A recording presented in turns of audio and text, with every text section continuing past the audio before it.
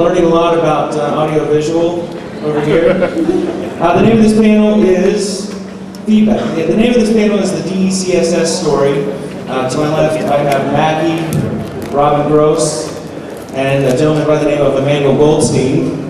A few years ago, several years ago, a subpoena was tossed at the front door at Emmanuel's place of residence.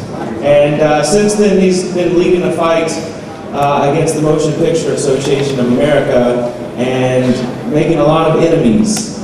And the purpose of this panel is to discuss the DeCSS case and some recent things that have transpired. Emmanuel? Thanks. First, before we begin, I just want to thank everybody for coming. I hope everyone's having fun at the conference. It's been going great so far. Some things haven't worked technically, but we've had people working very hard to get things right. I think overall it's working out really well. I want to thank everybody for cooperating, being patient, that kind of thing. As far as DeCSS, we have updates, of course, on that. There were developments in that story in the last couple of weeks. But just to give you some historical background, it began back in 1999, November of 1999, when we first posted the DeCSS code on our website. First we linked, then we posted, and there are actually two lawsuits. The biggest one of them, of course, being the Motion Picture Association of America and all their minions, the film industry, Sony, Walt Disney, all those companies, every single one of them, filing suit against us, picking us as a defendant, even though there were literally hundreds of other people doing the same thing that we were doing, and basically taking us, first time ever, taking us into court, where we had to basically defend our existence, what we do for the magazine, what we print, what we stand for, that kind of thing. I think that's what the trial really ended up being more about, was the perception of hackers in the mainstream, how the legal system looks at them. And I don't think it really focused as much on what DeCSS was, mainly because most people who were reporting on the story got it completely wrong. They insisted that it was a tool for piracy, which if anyone has ever used DeCSS, you know that is not true. There are much more efficient ways of piracy than that. So basically, we went through a whole trial, which started the day after our last conference, H2K in 2000, and it went on for about, was it 2 weeks or so?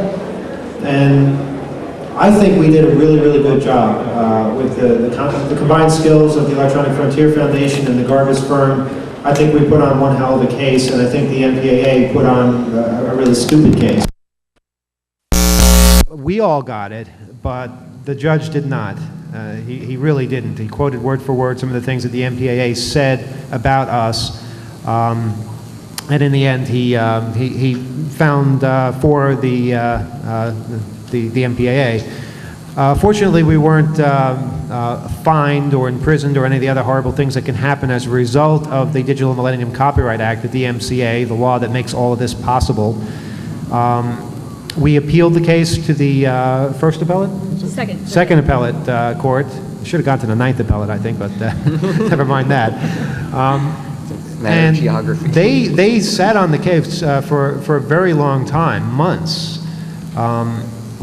And we thought they were going to come up with something better than what they came up with. They came up with a couple of good things, but for the most part, they pretty much backed up what the original judge had said in our case. And the next step after that was to go to the Supreme Court, which a couple of weeks ago we reached the painful decision that it wasn't in the best interest of either us or the fight against the DMCA to continue. And we'll go into more detail on that as far as exactly why we reached that decision. But I think most people have understood the logic behind it and have realized that the fight has gotten a lot bigger than just 2600 versus the DMCA. When we did this 2 years ago, when we first started, or when it was started against us, so many people did not know what the DMCA was. And now, because of the idiocy of the record industry and the film industry and just the overall greed of all of these people, so many more have learned about the DMCA and how bad it is and how anti-consumer and anti-freedom it is. So there are a lot more cases on the horizon. There are a lot more cases that are already existing that are stronger than our case. I like to think that we got it out there. We helped people realize what the DMCA was. why it's bad and what this fight means. And now that we started the subject, more people are involved, more people will be involved, and I think in the end we will win. The question is, how soon will that be? That's basically what it's all about, and I'll turn it over to Robin now, and we'll go into some more detail. Hi, I'm Robin Gross with the Electronic Frontier Foundation, and I just wanted to tell you guys a little bit about why EFF got involved in this case. I'll give you a little bit of background about the Digital Millennium Copyright Act, the DMCA. What it does is it outlaws providing someone with information that could help them to bypass technological protection systems. So this includes software, this includes technical information, it can include research, papers, speeches in some context, basically any distribution of information that could help someone to bypass technological protection measures that control access to copyrighted works is now illegal under the Digital Millennium Copyright Act. And if you do it for profit or for some kind of personal or financial gain, you can go to jail, you can go to prison for this. So this is a very serious law. And unfortunately, 2600 was one of the first organizations to find themselves behind the barrel of this very powerful gun in the hands of the copyright industry. So when we first heard about, well, actually, let me tell you a little story about how we actually heard about this case. When the movie studios first decided to sue over the creation of DeCSS, what they did was they sued everyone electronically. They sent out the complaint via email. And instead of BCCing everyone, they put the entire defendant list. Now, in the first case that they filed, it was against 70 named individuals and 500 John Does. And so all of these people were all sent this one email message at the same time with the complaint, and so they all knew they were being sued by the studios, and they all had each other's email address, and so was able to get together immediately, network. They contacted us, and we sort of created, a distribution list about these issues, got into touch with 2600 about these issues, and so that's actually how we first got involved in that case, was because the studios served everyone immediately with their email. They had this network in place instantly, and so we were able to jump right into that and to start advising people and finding lawyers to defend these folks. So that's kind of how we first got involved in this case. But the reason why we decided recently that this isn't the best vehicle to have this statute overturned, for one thing, there really wasn't a fair user in this case. And one of the big problems with the DMCA is that it essentially eliminates fair use. And so if we want to be able to show the court a set of facts that is most appealing to them, in addition to not having the defendant called the Hacker Quarterly, it's also a good idea to have an actual fair user as part of the case. So we want to see this statute overturned. We are determined to do that. And we realize that there are better cases, there are better sets of facts. The recording industry, Hollywood, has made even more stupid mistakes since that. I mean, when they sent the threat letter to Professor Felton and his research team for their announcement that they were going to talk about the vulnerabilities of SDMI, for example, that was another opportunity that gave us a case to bring to challenge the Digital Millennium Copyright Act. And once we brought that case, arguing that these researchers have a First Amendment right to distribute their research, the industry immediately backed down. They said, okay, we never meant to threaten the good professor, and if we did mean it, we don't mean it now, we take it back.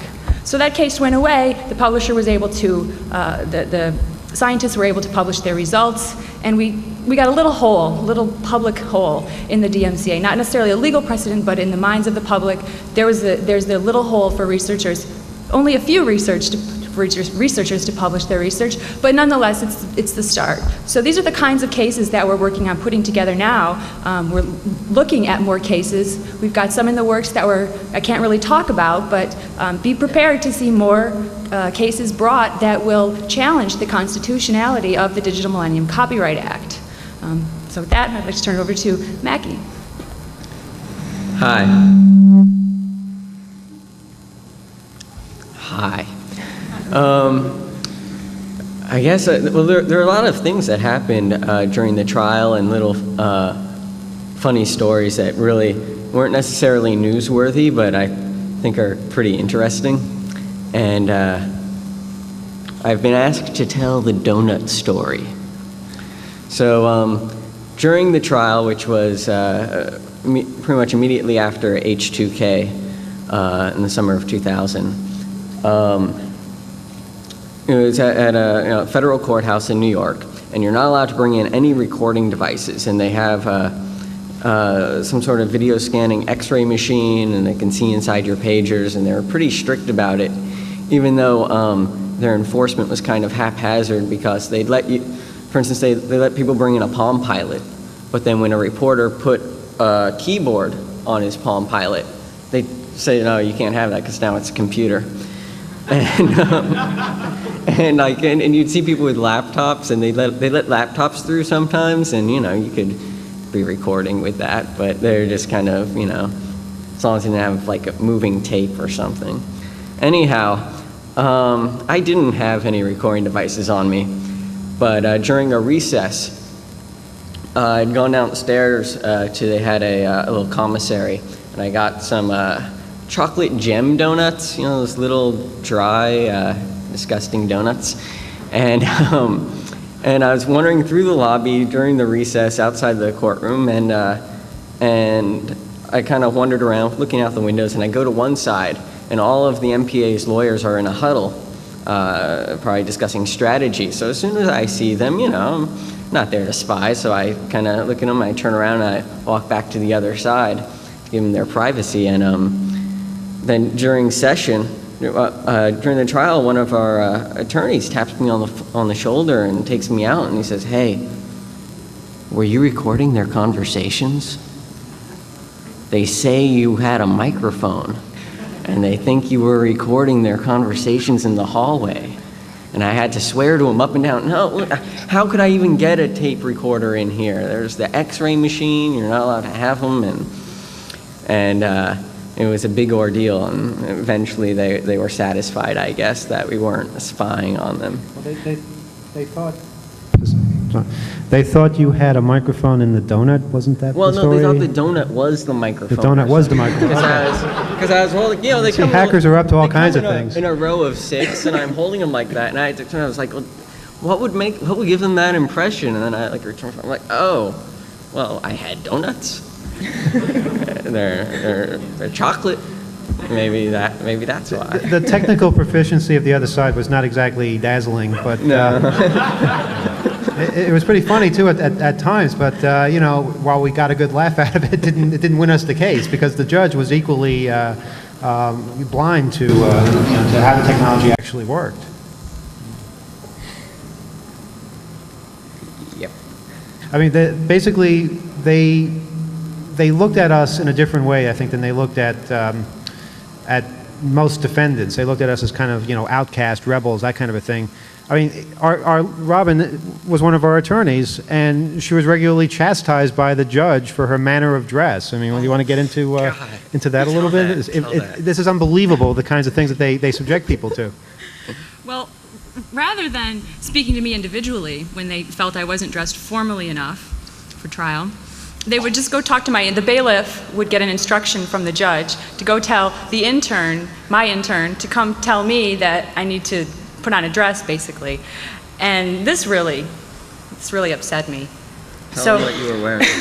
So the next day, I said, okay, as long as I have to, if I have to be wearing a suit, if that's the issue that I'm not wearing a suit, I'll be happy to get a suit. So I went out and I got a leather suit.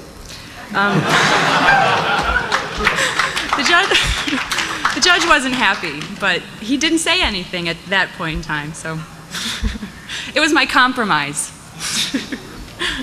We were very happy with our legal team. And then he wasn't happy with that later. That's right. And then the next day, I was wearing a business suit, but it had color on my shirt, and apparently color is not. It's frowned upon in courtrooms, and you're just supposed to wear like black, blue, pinstripe suits. And I'm from San Francisco, so forgive me if I'm not really up to speed on the New York legal fashion attire, but it was a real eye-opener for me. What was particularly frustrating, though, was that, here we were, these were very important legal issues, and we were so hopeful that the court would pay attention to what was important. But the only thing the judge just really seemed to be interested in was what we were wearing, and it was really, really frustrating for us because we wanted these issues to be really thought about, and it was Who borrowed a jacket from John Young? That was me. Did you both do that? No, I didn't wear a suit at all. When maybe you had that's to why testify I lost. all of a sudden, when you had to go on the stand When and I had to turn this your is interesting. T-shirt inside out. I had to go into the bathroom, and I think I had a black T-shirt on. I went into the bathroom and turned it inside out, so it looked like I had a regular black shirt, but didn't say anything on it, like I love feds or whatever I happened to be wearing at the time. I think it was the anti-MPAA shirt. I think Was I actually wearing an anti-MPAA shirt? I think it was one with the picture of Jack Valenti on the back. I'm not sure. Yeah, that sounds right. Oh, before I forget, speaking of Jack Valenti, I don't know if people have noticed this, but as one of the films was showing the Jack Valenti testimony during the deposition period, it's really scary. He claims to have been sick that day, but I don't know. He's a pretty menacing figure there. But I got my picture taken with him at the debate. This was a year later. We were both speaking at the same conference, Web Noise, in Los Angeles, and after his panel, I was wearing my Stop the MPAA T-shirt and had a bumper sticker in my hand, and like his publicist came up to me and was like, "Hey, so I saw your talk," and I was like, "Oh, did you like it?"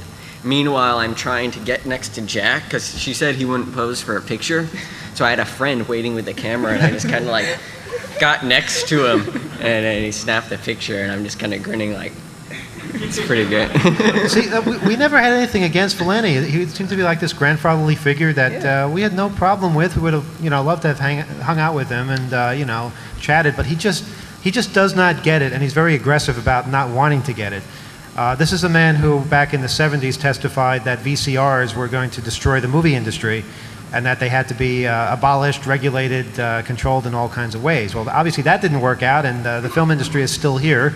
And now he's going on about DVDs and digital technology and all kinds of things like that.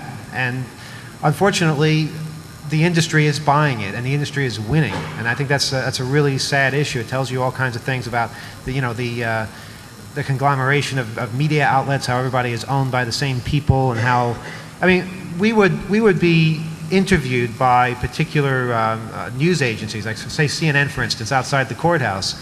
And we'd have to tell them, you're suing us because you're part of Time Warner, and they're suing us, and every media outlet that talked to us was a part of it somehow. So coincidentally, they never quite got the story right. There was always the old party line about how hackers want to copy movies and make money on the internet by trading them. And like, what the fuck are you talking about? It's got nothing to do with that. This is so that you can use a Linux box to play a DVD that you already bought.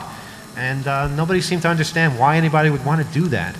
This really is, though, right in line with history in terms of how the industry has responded every time a new technology comes out that they can't control, that interoperates with their works.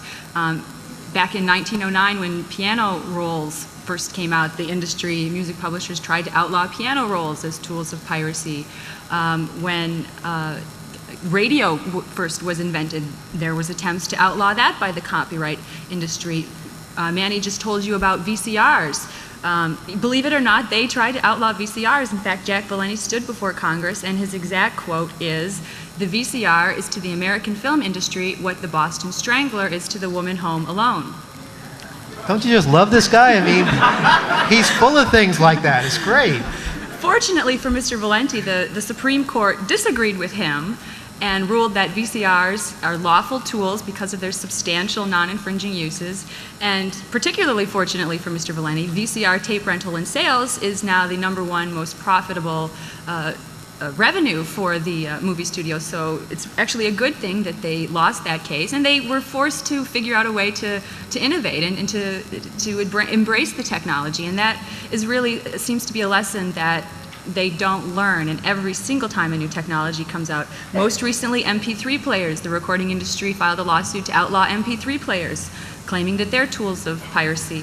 Look at the lawsuits filed against peer-to-peer networks, Replay TV, All of these cases are about technologies that the industry does not control, and because the power rests with the hands of the people, it makes them very nervous, and they want that power back in their hands.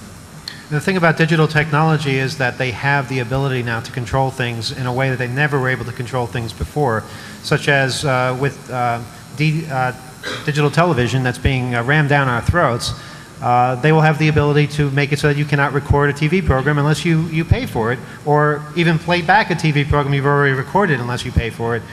They want these kinds of technologies to be in place so that they have total control over how you play something back, when you play it back, and how much they know about what it is you're doing with their copyrighted works. The concept of fair use is pretty much a thing of the past in their world. And that's something that we have to be very aware of, and that's something I hope that we were able to bring across in our case so that people saw what the threat is. And I think we should probably talk a little bit about why we chose to stop where we did, and why we think we're better off now than we were when we started the thing. Maybe we can start with Robin, and the rest of us can offer some background. Sure. Well, in large part, we all have this community to thank for the amount of attention that's been drawn to these issues, and the way the word has been spreading, not because you hear about it on CNN, but because you guys are talking about these issues and talking about the DMCA to people that you just meet on streets. And whereas when this first case was filed, nobody had heard of the digital copy millennium. What is this thing? Nobody had heard about it, particularly the reporters. We really had to educate them. Last year, when Dmitry Sklarov, the Russian cryptographer who revealed the vulnerabilities in Adobe software, when he was speaking at DEF CON and then got arrested under the Digital Millennium Copyright Act, there was an entire network, a community in place to rally to his defense. There were protests all over the world at US embassies in Russia, in London, in France. There were massive letter writing campaigns to the US Department of Justice saying that we, the American people, do not support the prosecution of this young man for writing software that can help people read books. Sounds like a dangerous man, doesn't he? Well, he faced 25 years in prison for this. This is what the law in the books allows. And the American public, the world community, particularly the technologically savvy folks, would not allow this to happen. And so because of the pressure that was put on the government, the charges against Dmitry were dropped in exchange for his agreeing to testify at trial. But that's really no big deal, because all he's going to say is, yes, I wrote the software, and so what? It should be perfectly legal. So I think we have to look at this as a victory, actually, because now we've educated the world. We have created a community of activists who are knowledgeable about these issues, very connected. The internet has been such an amazing tool for that, to allow us to exchange information instantly. We had a lot of folks over in Norway. The original author, one of the original authors of DeCSS, Jan Johansen, is a young Norwegian teenager. And we had folks working in Norway on these cases. And it's really been an inspiring thing just to see these people coming together and working very hard and rallying around this issue. And we really should be proud that Dmitry was released and allowed to go back to Russia last December so he could be with his wife and 2 young children. Absolutely. I think the community building aspect and the end result is extremely important and can't be undervalued at all, because the amount of support that 2600 received after being sued, and I know H2K helped a lot to just rally everyone together, was really, I think, overwhelming, and it continued to build after that, and I think beyond the community, it was also a growth experience for 2600, because there's a tremendous amount of things at risk that Emmanuel could have gone bankrupt, or the MPA could have taken his house, or burned down his house, or tortured his cat. Yeah, all kinds of things. It was bad. They're not nice people, and it survived, and we survived pretty much, and it. It's interesting because we've dealt with challenges over the years, usually involving raids of hackers and machines being seized and things like that, or something being shut down. And we developed a saying over the years that every time they attack us, we just get stronger. And I think this really played out well in this particular case because not only did we get stronger, we joined forces with so many other communities that saw the risk here, and we've stayed together. We stayed bonded and updating each other. And I think we really have done something that's very necessary. Had we not done this, we'd be just completely unaware of what the technology was headed for. Also, people stopped mocking us on Slashdot. Oh yeah, there was that. If you Today, we do DVDs on Linux systems. On a prayer. What's the practical use today of DeCSS? It was available publicly, it was taken away, and it's still out there. I haven't tried I've it. never used DeCSS myself. In fact, I don't really know very many people who have successfully gotten it to run. Nothing against the authors of it, but it wasn't something that was just out of the box that would work. There's lots of different code out there right now to decrypt DVDs under Linux. I'm reminded of the, I think it was an MIT Perl contest where someone wrote the shortest version of DeCSS, in like 7 lines or something. On the head of a pin, yes. Yeah. Now, someone tell me, is there a commercial product available today that will play a DVD on a Linux machine? Yes? No? Because I remember back then there was one being announced that, you don't need to do this because it's going to be provided for. We're working on it. And it always seemed to disappear when It's really when the seemed like attention was- vaporware, actually. It was something that the industry kept promising. Oh, don't worry about the fact that there isn't a DVD player for the Linux system. We're working on that. We're working on that. But what they fundamentally didn't understand was the idea of open source and of the idea of being able to take whatever technology it is and take it apart, figure out how it works, and make it work for you. Not on this operating system or that operating system, but for you, what works for you. Customize it yourself for your own taste. And that's exactly what they don't want. It's irrelevant which operating system it is, it's who has the control. And because they are so afraid that a copy-enabled public will destroy their revenue sources, that's really what they're trying to take away. Or a public that can fast forward commercials or play it in different regions. I mean, I think a large amount, what do they really care if you're at home playing a DVD when there's massive commercial piracy throughout the Far East? And that's another thing. During the trial, while I was on trial downtown in New York, for allegedly being a DVD pirate for having this source code on our website, outside the damn courthouse, there were people selling tapes of films that were still in the studio.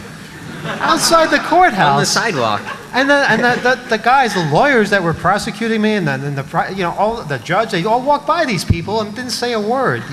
That's not the threat. People selling films, that are obvious cases of piracy. They're not on trial, and nobody cares about that. I don't think that's the issue. I don't think it was ever about copying. I think it was and is still about control. And they want a world where everything is pay per use, and same with the RIAA, and they're not going to stop until the libraries are outlawed. I think it's worth noting also that it's not over for Jan Johansson either. The MPAA's attorneys filed a formal complaint with the Norwegian Economic Crime Unit against Jan and his father Per, because Per owned the servers onto which DeCSS was first published. So they filed a formal complaint asking that the Norwegian government criminally charge both Jan and Per. And earlier this year, I believe first week of January, Jan Johansson was himself charged by the Norwegian Economic Crime Unit for violating Section 145.2 of the Norwegian Economic Code, which makes it a crime to bypass technological protection measures in order to gain access to data that you don't have a right to. Now, what's really important here is that this idea that Jan Johansson doesn't have a right to the data on his own DVD. He purchased that DVD, he purchased that DVD player, they're his property. This is the first time that this particular law, this particular statute is being used to try to prosecute someone for actually breaking into their own property, essentially. This has always been a statute that has been brought against someone who breaks into bank records or phone company records, essentially data that you don't have a lawful right to. But now we're seeing, based upon the request of Hollywood studios, the Norwegian government is essentially trying to stretch that law to ban people from accessing their own computers, their own files that they own, and Jan Johansson faces potentially 2 years in prison if he is convicted of this.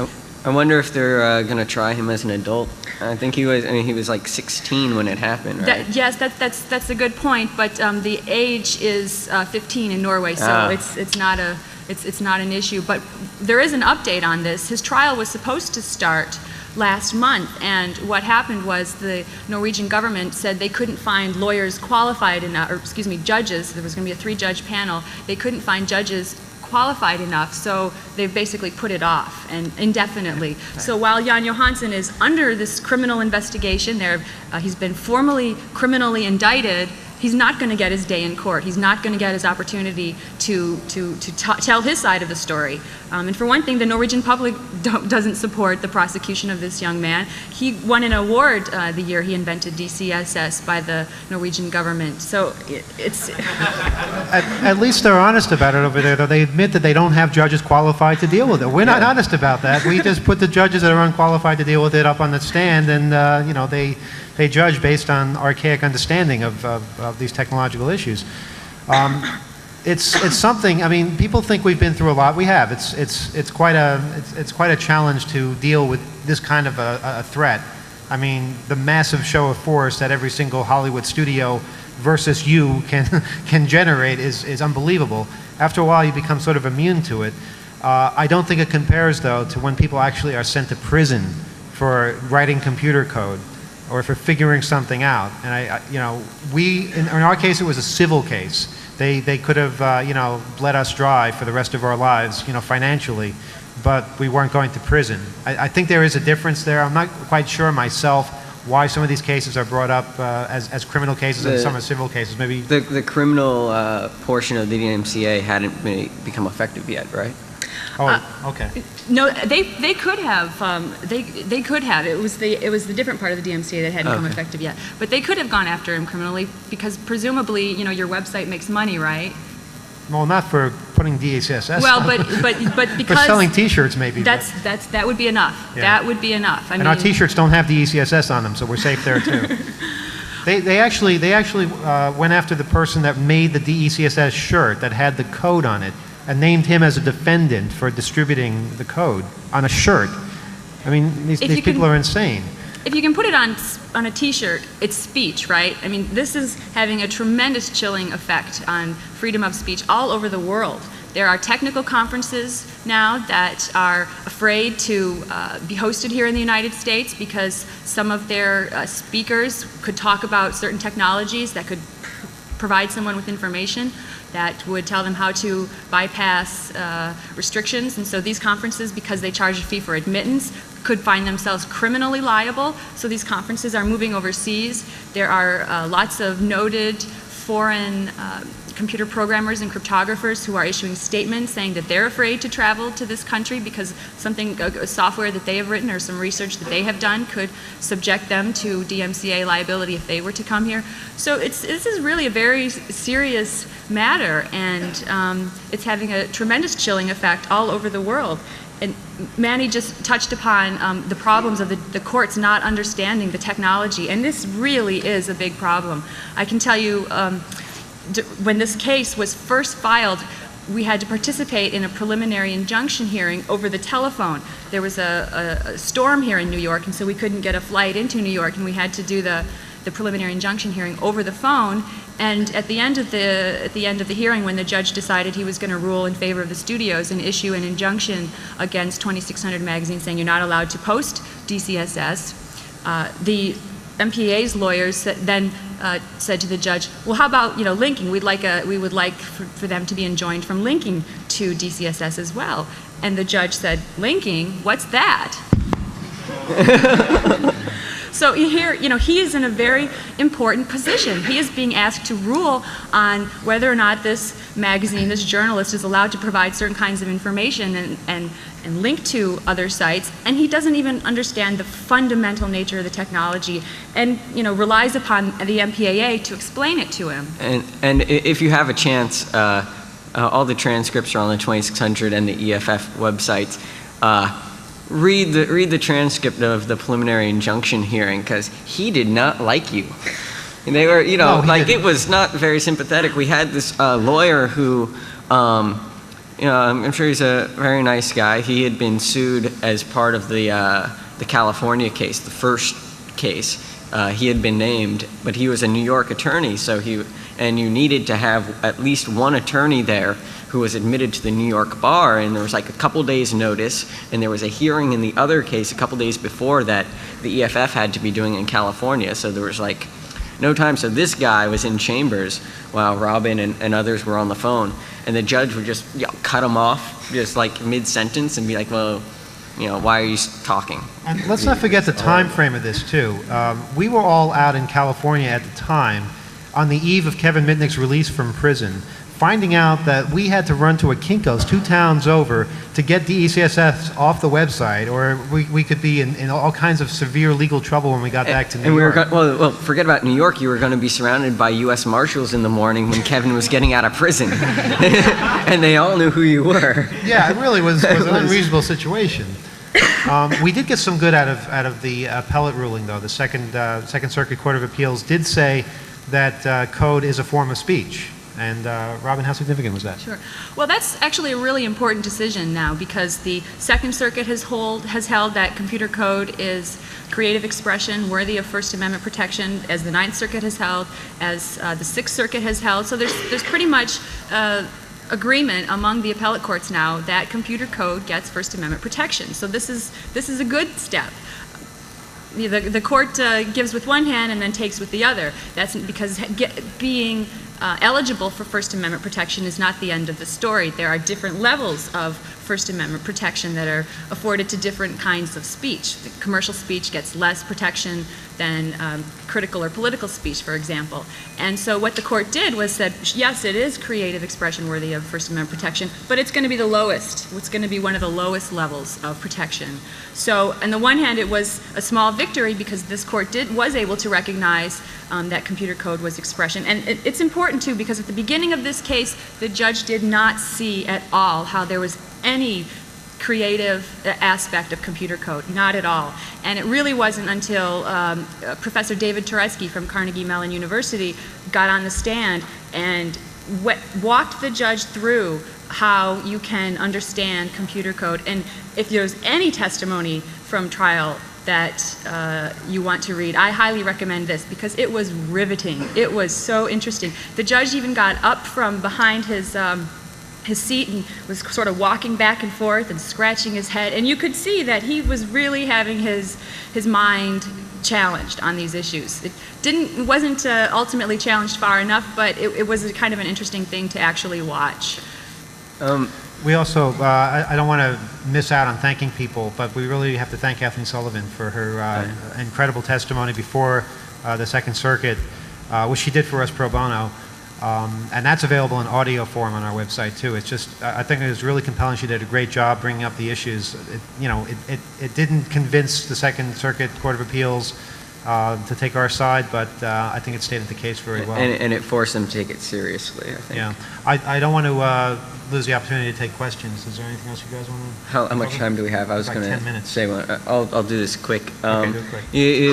We mentioned earlier about how the problem with educating the judge, and it really there wasn't for a lack of experts on either side, because there's great people working and submitting briefs on our behalf. But at one point, so the MPAA had to actually go on IRC and download a DivX of the matrix and complete a trade in order to prove that it could be done. And they had all the money in the world to spend on this, and they paid a lot, but they couldn't get good experts because no one with a conscience who understood the case, I assume, would take it.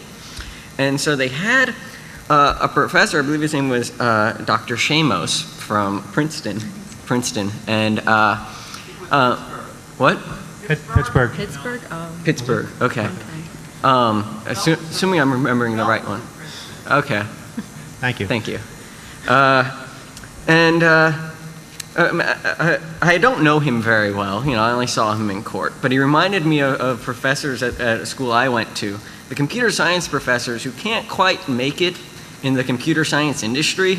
And so they kind of barricade themselves into a department and, you know, teach as long as they can. And, you know, they've got their Fortran class that they know really well. And they don't have to, you know, they don't have to redo the plan every year.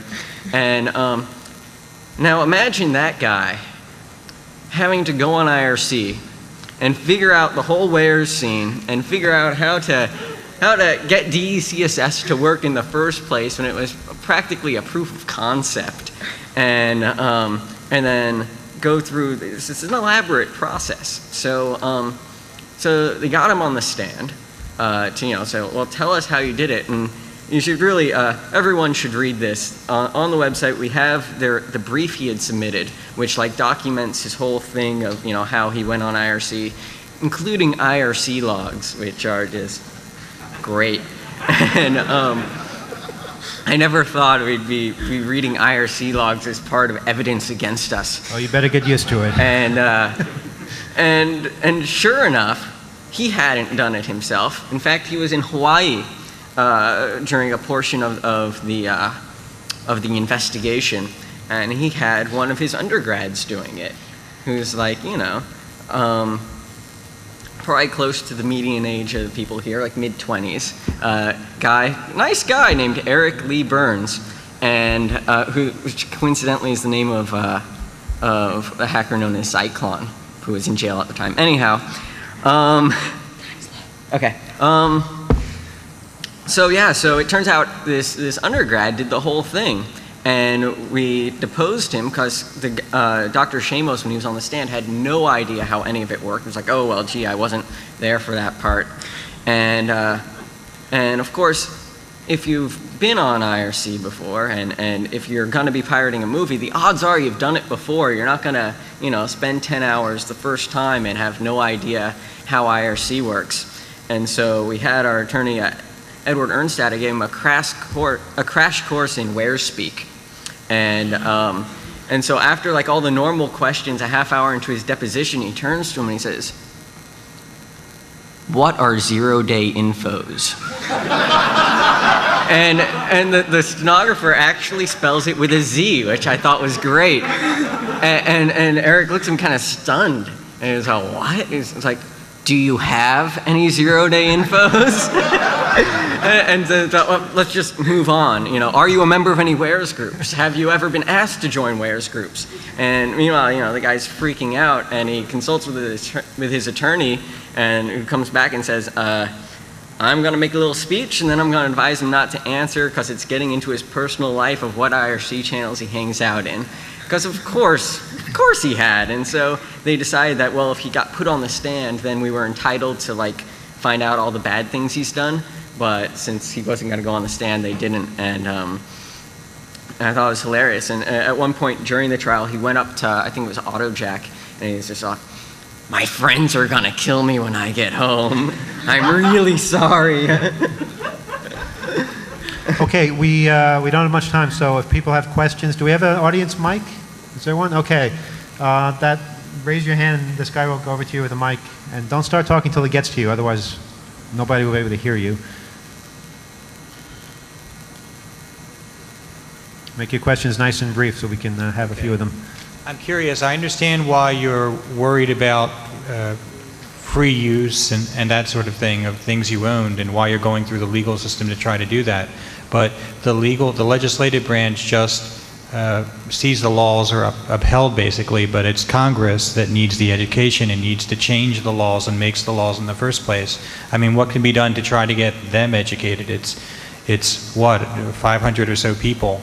It's got to be easier to educate them or get them influence than to educate all the media companies out there. Interesting perspective is that the DMCA was passed by a voice vote. There's no indication as to who voted for it, if anybody voted against it.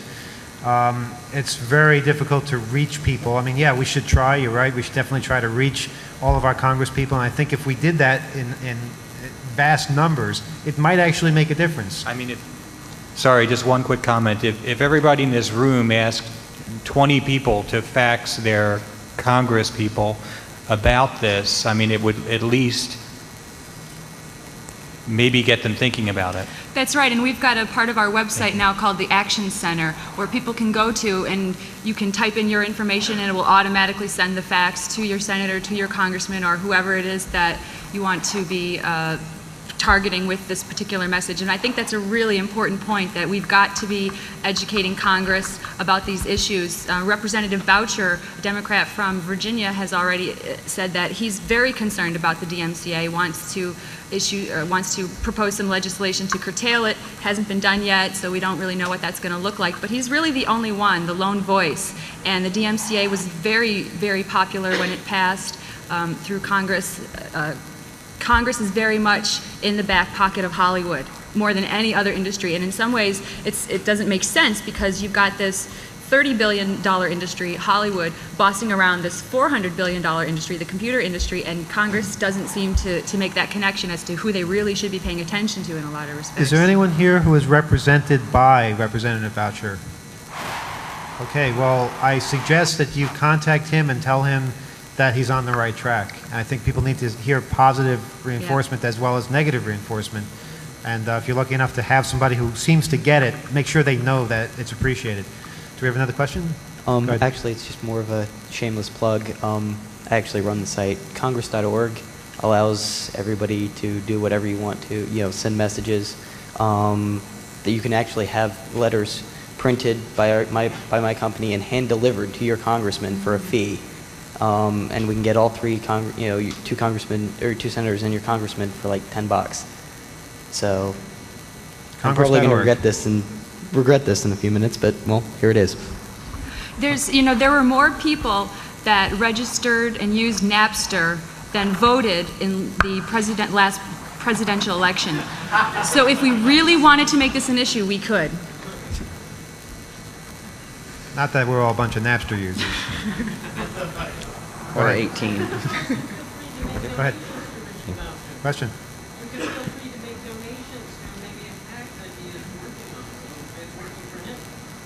Okay. But that person has the microphone, so let them speak. Yeah. On Wednesday the 17th, coming up in the afternoon at the U.S. Department of Commerce Technology Administration, is going to be having a panel with Jack Valenti, Microsoft, IBM, with the RIAA, and a whole bunch of these guys, and very few of ours. But it is open to the public, so if you're interested, look in the usual channels, or you can get, and it's open for public comments as well on this tiny little thing on their webpage. The webpage is ta.commerce. Whatever it is, I forgot. There's a gov at the end, but you should be able to find it if you look. It's on /dot and so on. Is the EFF going to be involved with that? We haven't been invited. Okay, they had one of these last December too. This is part 2. Okay, we have time for a few more questions, so let's try to make them as quick as possible. Raise your hands and we'll get your microphone. Hi, I'm curious, you had said before that the DMCA and other laws are preventing people from kind of working with their files and their property as they wish, but I kind of missed the connection between when a movie becomes your property and when it's someone else's. I'd be happy to answer that. Copyright is about dividing up different rights amongst different parties, and under copyright law, the creators get certain rights, but the public also gets certain rights. Things like fair use privileges, first sale doctrine privileges, things are supposed to fall into the public domain at some point. So it's, when you buy a DVD, for example, it's true that the movie studio owns they are the owner of the copyright, but you own the physical medium and you have the right to view and access and enjoy that movie at your leisure, at your will. So it's about dividing up the rights, and the fact that they're trying to use the DMCA to actually take some of the rights that are supposed to reside with the public and just sort of usurp those, because the technology allows them to control it. Even though technically it's supposed to belong to the public, the technology allows them to control it, and any attempt to bypass that technology is against the law. So if you try to access it in a lawful way to make your fair use rights, you're not able to. The law prevents you because the technology prevents you and the law backs it up. And the way the judges see this, they say that you can still preserve your fair use rights by simply using an analog technology, such as making a camcorder recording of the TV set. It's playing a digital signal. It's ridiculous things like that, which obviously are only temporary at best, because we're moving into a digital age where everything is going to be digital, and if they have this kind of control over the technology, it will be complete. And even though we are moving into a digital age, there is even an effort in Hollywood right now to do what's called plug the analog hole, is what the engineers are calling it. And so all kinds of televisions and all kinds of devices that are coming out, they want to have some mechanism in place so even the analog signal can't be copied appropriately. So it's not even, when Hollywood was arguing, well, don't worry about not being able to make the digital copies because you still have analog technology, they're working behind the scenes to take away that analog ability too. We have 2 minutes. Next Hi. question? Yes, I had heard that the Parliament in Australia was investigating the DVD industry because of the region coding as a possible monopoly. I was wondering if you'd heard about that and any comments.